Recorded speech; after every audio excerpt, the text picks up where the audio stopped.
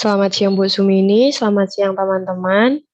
Kami dari kelompok 8 yang beranggotakan Agustinus Ishak Sitorus, Elizabeth Prasetya Ningtyas, dan Aditya Hermawan akan mempresentasikan materi tentang praktik demokrasi di Australia.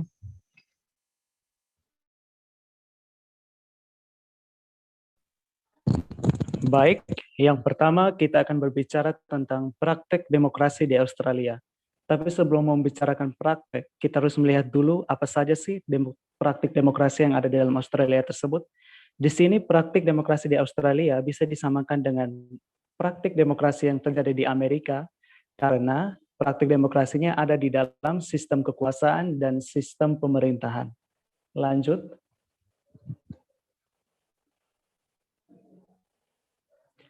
Sistem kepartaian.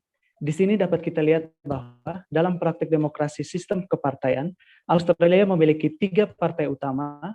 Partai yang pertama adalah Partai Buruh Australia, partai kedua Partai Liberal, dan partai ketiga Partai Country. Di sini dapat kita lihat bahwa Partai Buruh Australia itu mewakili kepentingan para pekerja di Australia, terutama dalam memperjuangkan dan jam kerja.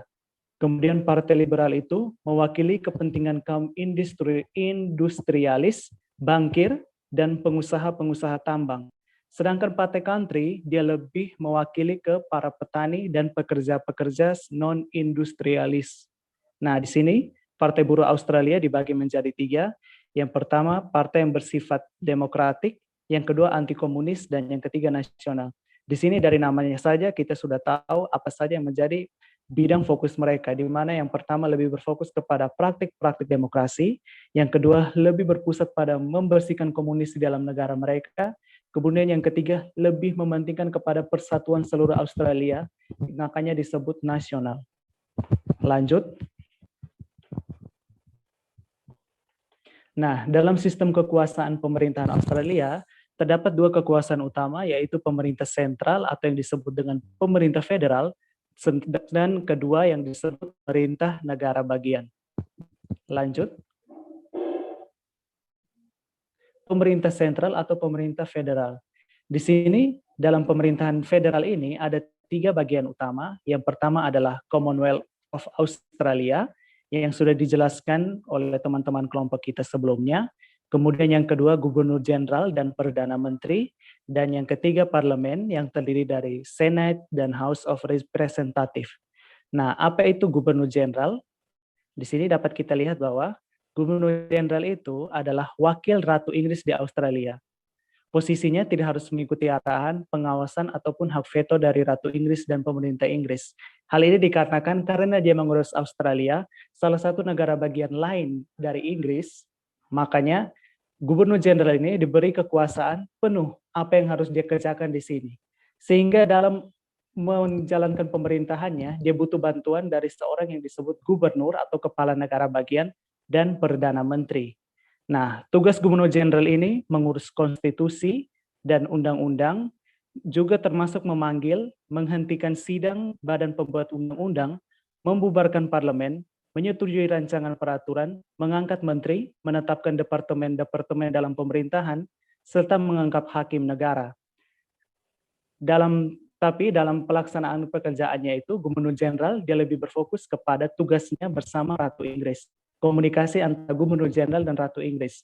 Sementara yang bekerja penuh untuk mengurus tugas-tugas yang seperti sudah saya sebutkan di atas, Gubernur Jenderal membutuhkan bantuan seorang Perdana Menteri yang langsung mengurus semuanya itu. Perdana Menteri mengurus seluruh urusan yang telah saya sebutkan tadi secara penuh, kemudian dilaporkan kepada Gubernur Jenderal, dan Gubernur Jenderal memberikan semua laporan itu ke Ratu Inggris. Makanya di sini Gubernur Jenderal itu kekuasaannya sering disebut sebagai lambang atau simbol saja. Sedangkan senator dan House of Representative dapat kita lihat bahwa senator merupakan wakil-wakil dari negara bagian. Di sini tiap-tiap negara bagian itu memiliki wakil, mereka itu mengurus berbagai macam urusan di dalam negara-negara bagian. Sedangkan House of Representative ini lebih disamakan dengan Dewan Perwakilan Rakyat kalau di Indonesia. Nah, apa saja tugas dari House of Representative ini? Mereka itu bertugas menyusun undang-undang berskala nasional seperti perdagangan, perpajakan, urusan mereka itu lebih berfokus kepada negara-negara bagian. Mereka tidak berhak untuk mengurus negara bagian yang lain. Itu dia. Nah, apa saja tugas dari pemerintah federal? Tugas dari pemerintah federal itu yang pertama, mereka mengurus pertahanan, meliputi pemeliharaan dan pembinaan angkatan perang, perpajakan, yang meliputi pajak penghasilan, pajak perusahaan, dan bea cukai, urusan luar negeri, meliputi pengiriman perwakilan di luar negeri, penandatanganan perjanjian dan perdamaian dengan negara lain, kemudian perdagangan luar negeri, yang meliputi ekspor dan impor, komunikasi yang pada saat itu masih meliputi pos dan telegraf, imigrasi meliputi kebijaksanaan dan bantuan imigrasi, transportasi meliputi penerbangan, pelayaran, jalan-jalan dan rel kereta api nasional, pendidikan meliputi pendidikan tinggi dan bantuan untuk sekolah-sekolah, dan pembangunan khususnya proyek-proyek nasional. Lanjut. Pemerintah negara bagian. Nah, seperti yang dijelaskan tadi, pemerintah negara bagian ini terdiri dari gubernur jenderal, gubernur, parlemen, kepala pemerintah negara bagian atau perdana menteri. Di sini sangat kompleks karena gubernur jenderal dia membutuhkan bantuan seorang gubernur untuk berkomunikasi dengan parlemen, dan perdana menteri. Nah, gubernur jenderal bekerja sama dengan gubernur, mereka bersama dengan parlemen mengurus tentang undang-undang. Nah, kemudian gubernur jenderal dan gubernur ke perdana menteri untuk mengurusi urusan negara-negara bagian. Hal ini sangat kompleks, tetapi dalam pelaksanaannya mereka bekerja sama sebagai satu kesatuan. Satu mengurus undang-undang per negara bagian, kemudian satunya mengurus tentang masalah-masalah atau urusan yang dibutuhkan oleh tiap-tiap negara bagian. Kebutuhan-kebutuhan mereka seperti apa saja. Nah, di sini daftar dari negara-negara bagian dapat teman-teman baca sendiri di sini. Lanjut. Tanggung jawab dari pemerintah federal. Nah, tanggung jawab dari pemerintah federal itu apa saja? Yang pertama pendidikan, meliputi pendidikan dasar, menengah, dan pendidikan guru. Kemudian pembinaan hukum dan ketertiban masyarakat. Pembangunan yang meliputi penjualan tanah dan proyek-proyek pembangunan. Pemeliharaan dan pembinaan lingkungan hidup. Penyedia jasa kepada masyarakat seperti listrik, air, kemudian perumahan rakyat, kesehatan termasuk penyediaan rumah sakit dan perawatan kepada masyarakat, dan transportasi lokal. Lanjut, praktek demokrasi. Nah, apa saja praktek demokrasi yang terjadi dalam sistem pemerintahan mereka ini? Di sini yang pertama, partai politik yang akan mengurus negara bagian di Australia ini diberi wewenang untuk membentuk kelompok yang bisa menjawab kebutuhan bangsa. Mereka tidak dibatasi oleh aturan-aturan, tetapi mereka harus melihat apa yang dibutuhkan bangsa itu. Kemudian persaingan yang dilakukan tiap partai politik dilakukan secara sehat, serta rakyat diberi kebebasan untuk mendukung partai politik yang menurut mereka paling tepat untuk mereka, yang paling mereka sukai. Nah, dan yang terakhir, pelaksanaan pemilihan umum untuk menentukan partai yang akan bekerja demi kemajuan negara. Di sini masyarakat diberi kebebasan untuk memilih partai politik mana yang menurut mereka paling tepat untuk mengurusi negara mereka.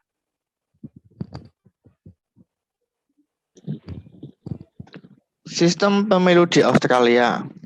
Sebenarnya tuh rakyat Australia itu sudah memiliki paham demokrasi yang didasarkan pada pemilihan umum. Paham demokrasi Australia itu atas persaingan dalam pemilihan umum di mana yang paling penting terdapat kemampuan bersama untuk mengganti pemerintah. Ibaratkan kalau di Indonesia setiap 5 tahun sekali mesti diadakan pemilu atau pemilihan presiden dan pemilihan kepala negara dan wakil kepala negara di mana sistemnya itu sistem pemilu. Terus juga di sistem pemilu itu mesti ada pihak oposisi. Bila di sini dijelaskan bila pihak oposisi lemah, maka politik menjadi tidak begitu demokratis dan akhirnya pemerintah menjadi kurang efektif. Sebaliknya, jika oposisi kuat, akan menghasilkan pemerintahan yang lebih baik. Dapat diartikan bahwa kalau ada pihak oposisi, pasti pihak oposisi itu akan mendominasi ataupun akan mengkritik jika pemerintahan yang dijalankan itu kurang tepat. Gunanya kritik itu untuk membangun supaya pemerintahan itu lebih baik dan jalannya itu juga tidak terlalu melenceng kemana-mana arahnya. Terus Pemilihan umum di Australia merupakan saat-saat yang penting di mana pemerintah mempertanggungjawabkan tindakan-tindakan kepada rakyat dan rakyat mendapat kesempatan untuk mengganti pemerintahan. Jadi pemilihan umum itu juga sama. Kalau rakyat tidak merasa cukup nyaman ataupun kurang tepat dengan pilihannya, bisa digulingkan. Namun tidak semudah itu cara menggulingkan pemerintahan karena masih ada kayak proses-prosesnya. Sedangkan di pemilihan umum kan sudah tertera biasanya kalau di Indonesia 5 tahun sekali. Kalau di Australia itu 3 tahun untuk bisa menggantikan House of Representative itu sendiri. Terus Australia juga merupakan salah satu negara yang rakyatnya diwajibkan menggunakan hak-hak demokrasi mereka. Jadi mereka diwajibkan untuk memilih ataupun tidak memilih, golput ataupun tidak. House of Representative dan Senate sendiri dipilih melalui sistem pemilihan yang berbeda. Pemilihan House of Representative dilakukan paling tidak 3 tahun sekali dan waktu yang ditentukan itu oleh Perdana Menteri. Terus badan tersebut terdiri dari 148 anggota, dipilih berdasarkan sistem distrik, cara pemilihannya dengan cara preferensial. Senat sendiri untuk melindungi kepentingan negara-negara bagian, terutama negara-negara bagian yang kecil, setiap negara bagian diwakili oleh 12 anggota dan Australia Capital Territory atau wilayah ibu kota Australia, dan Not Territory atau wilayah utara. Masing-masing memiliki 2 wakil, sehingga jumlah keseluruhan senatornya adalah 76 orang. Dengan sistem tersebut, menghasilkan partai mayoritas yang kuat dan stabil karena kecenderungan sistem pemilihan tersebut untuk memperkuat kedudukan partai politik yang paling berhasil. Elsa. Selanjutnya, sistem kepartaian dan partai politik. Sistem pemilu untuk House of Representative adalah salah satu faktor penting bagi terbentuk dan bertahannya sistem kepartaian. Semua pemerintahan di Australia dibentuk oleh salah satu partai politik. Dukungan para pemilih terhadap partai politik sangat stabil, yang jarang lebih rendah dari 40% atau lebih besar dari 50%. Jadi, setiap partai dapat mengandalkan pada lebih kurang 40% dari para pemilih dan pemerintahan jatuh ke tangan partai politik yang berhasil memenangkan suara mayoritas yang tersisa, yaitu para pemilih mengambang atau floating voters. Pada pemilu tahun 1987, hanya 18% dari pemilih yang memilih partai yang berbeda dari pemilu sebelumnya. Stabilitas dukungan para pemilih partai politik menunjukkan bahwa sistem pemilu bukan merupakan satu-satunya faktor yang mempengaruhi sistem kepartaian. Dalam arti yang amat penting, sistem partai mencerminkan struktur masyarakat Australia yang dapat menyesuaikan diri pada perubahan-perubahan dalam 2 dasawarsa terakhir ini. Struktur sosial atau kelas juga berpengaruh besar terhadap tingkah laku para pemilih dalam sistem kepartaian. Imigrasi adalah faktor lain yang mempengaruhi basis sosial para pendukung partai politik. Pada tahun 1960-an dan 1970-an, struktur masyarakat tidak lagi merupakan faktor yang berpengaruh besar terhadap tingkah laku para pemilih. Faktor-faktor yang mempengaruhi perubahan komposisi struktur masyarakat pendukung partai politik antara lain adalah embourgeoisme atau semakin membaiknya tingkat kehidupan.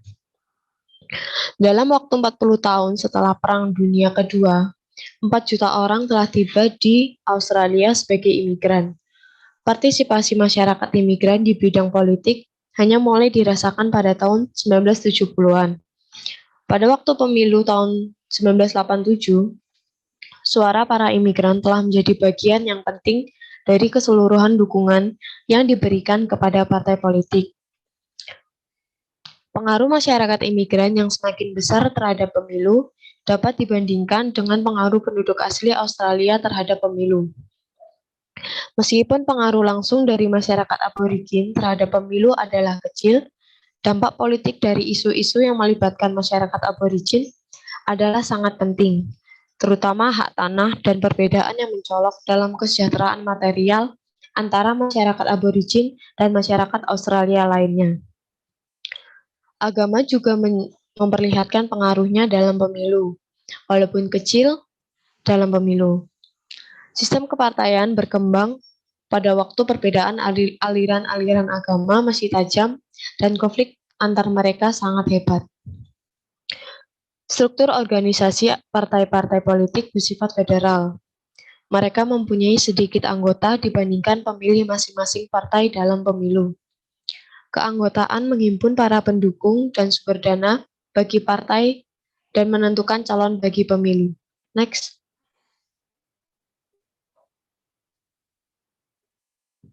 Di Australia terdapat 3 partai politik, yaitu Partai Buruh Australia atau Australian Labor Party, Partai Liberal atau Liberal Party, dan Partai Country atau Country Party.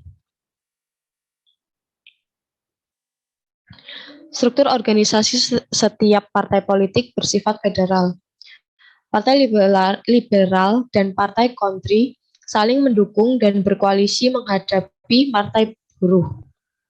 Karena itu, keduanya disebut non-labor atau non-labor coalition. Ketiga partai menitik beratkan dukungannya pada sistem pemerintahan parlementer yang didasarkan pada pemilihan biasa secara rahasia. Berkaitan dengan usaha masing-masing untuk memperoleh kekuasaan, partai-partai tersebut sering menuduh pihak lain berbuat di luar sistem parlementer untuk mencapai tujuannya.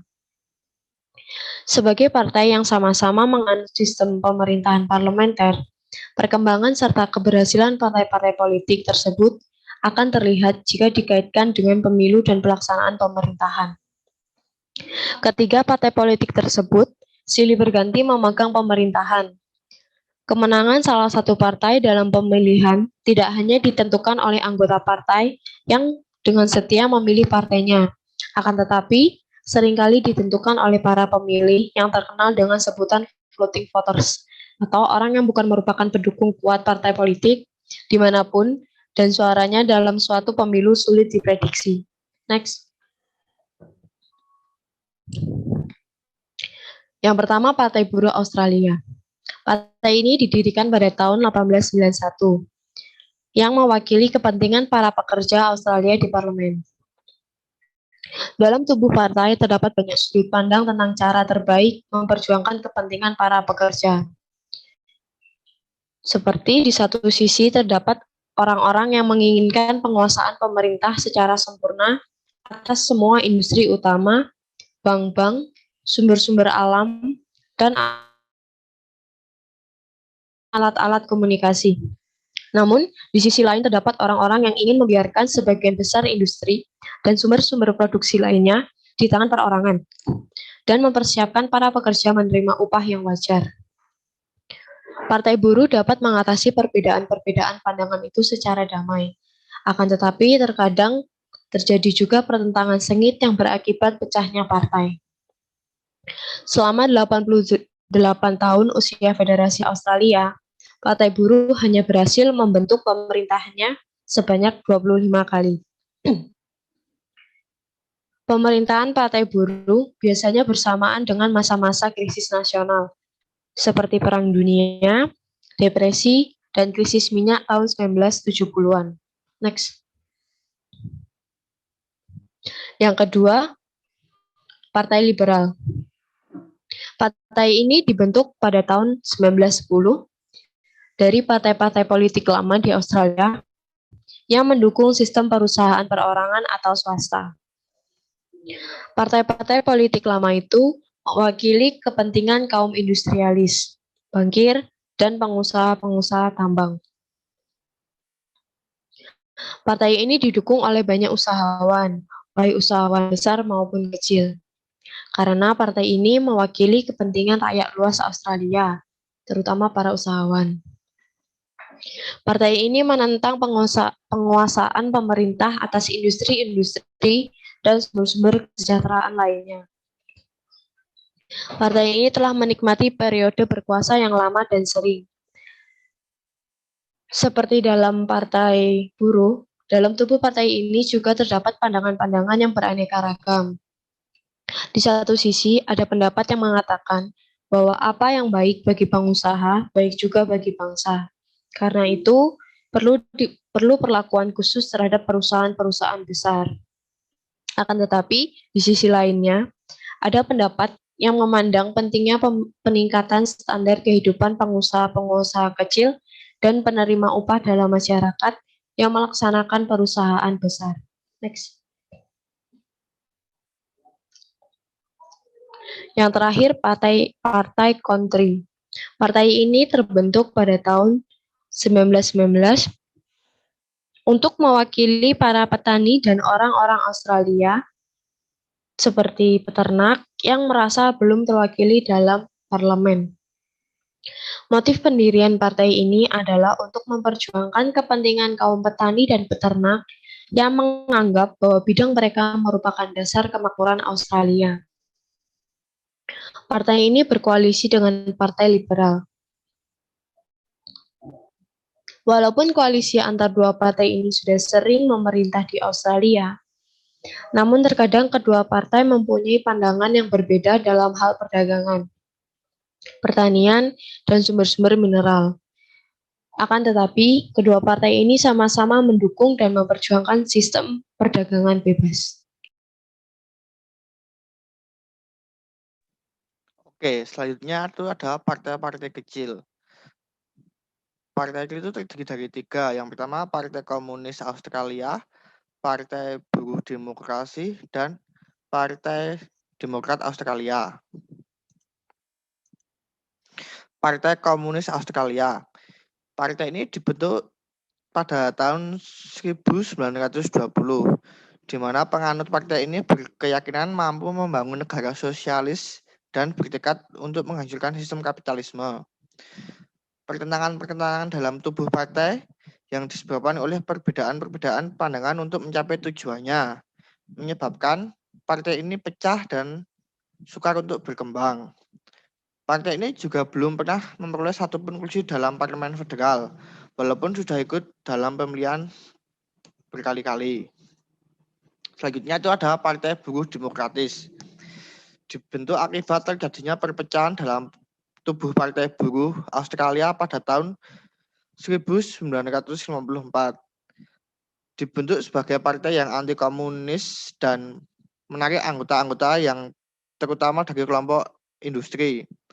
Partai ini yakin bahwa Partai Buruh Australia sudah disusupi oleh paham dan orang-orang komunis yang menyebabkan partai tersebut terlalu radikal untuk ukuran Australia. Partai ini mampu bertahan selama kurang lebih 24 tahun dan pada tahun 1978 partai ini dinyatakan bubar. Selanjutnya, Partai Demokrat Australia yang lahir pada tahun 1977 didirikan oleh pendukung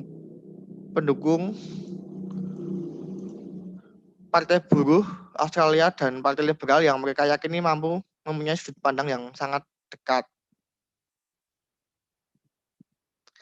Terima kasih presentasi dari kami.